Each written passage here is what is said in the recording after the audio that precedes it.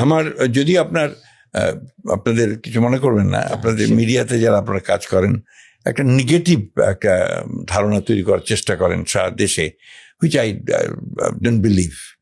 আমি সবসময় এর আগেও আপনার এই যে টক শো হয়, আপনাদের টক শোর মধ্যে খালি তর্ক হয়, ঝগড়া হয়, হ্যাঁ, একটা ভালো জিনিসকে নিয়ে আলোচনা করার খুব কম আমি দেখেছি আর কি।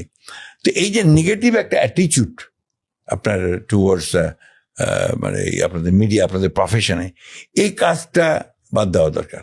আপনি জাতিকে যদি সামনের দিকে নিতে চান, পজিটিভলি নিতে হবে। আমি কখনোই নিরাশাবাদী নই, আমি খুবই আশাবাদী মানুষ। আমরা যতদূর এসছি আমি মনে করি যে পুরোটা তো ব্যর্থ হয়নি, কিছু তো আছে। আজকে এই যে আপনার জুলাই বিদ্রোহ হলো, বিপ্লব হলো, কাজ তো হয়েছে। একটা ভয়াবহ একটা ফ্যাসিস্ট একটা দানবকে দেশ থেকে তাড়িয়ে দিয়েছে, এটা কি কম একটা অর্জন? তো এগুলোকে ক্যাশ করেন, এগুলোকে নেন আপনারা, এগুলোকে নেন, এই শক্তিগুলোকে কাজে লাগান। বাংলাদেশের মানুষ কিন্তু কখনো ফাইনালি পরাজিত হয় না, কষ্ট হয়, কিছুদিন মার্কে আবার সে জেগে ওঠে।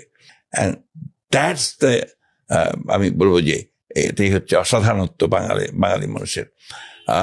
প্রায় আমি বলি, অনেকেই অনেক সময় আমাকে বলে যে আপনি প্রায় কবিতা বলেন, আবারও কবিতা বলতে চাই। যদিও সন্ধ্যা আসিছে মন্দ মন্থরে, সব সঙ্গীতে গেছে ইঙ্গিতে থামিয়া, তবু বিহঙ্গ ওরে বিহঙ্গ মোর, এখনই অন্ধ বন্ধ করো না পাখা।